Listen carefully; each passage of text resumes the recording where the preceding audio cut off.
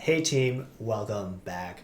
Want to talk today about decision making. So, as technical leaders, we have a lot of decisions to make, right? We have technical decisions, we have architectural decisions, we have organizational design decisions, staffing decisions, and on and on and on. And a place where we struggle often is trying to figure out if we're making the right decision or the wrong decision. And the thing about decisions is that it's kind of like gender, right? It's actually not a binary, it's a spectrum. And so for me, it helps to think of decisions in terms of how much confidence do I have in a decision. And the nice thing about confidence is that it brings us to this thing called the Dunning-Kruger effect.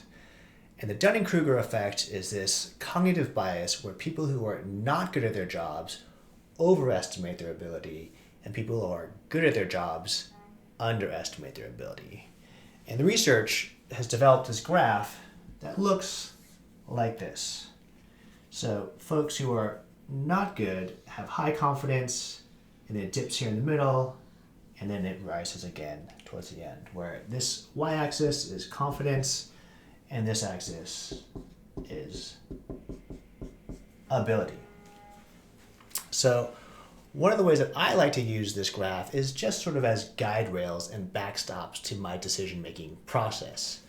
The first interesting pit stop here is on the left side. So for those 20-something, 30-something CEO founders, if you are new to your job, whether that's a VP, director, or manager level, you are firmly on this side of the graph, right? And so if you have high confidence in something, you really need to be curious to understand whether or not your confidence is actually warranted, right? Because you are just starting out here, so you have low ability.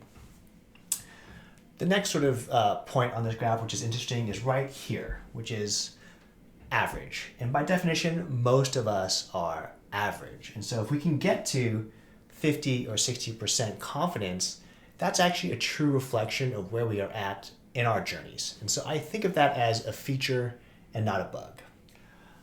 The third one here is when we actually do become experts, and if we can get to 70, 80% confidence, that's actually a really good sweet spot because it takes into account all the things we know we don't know.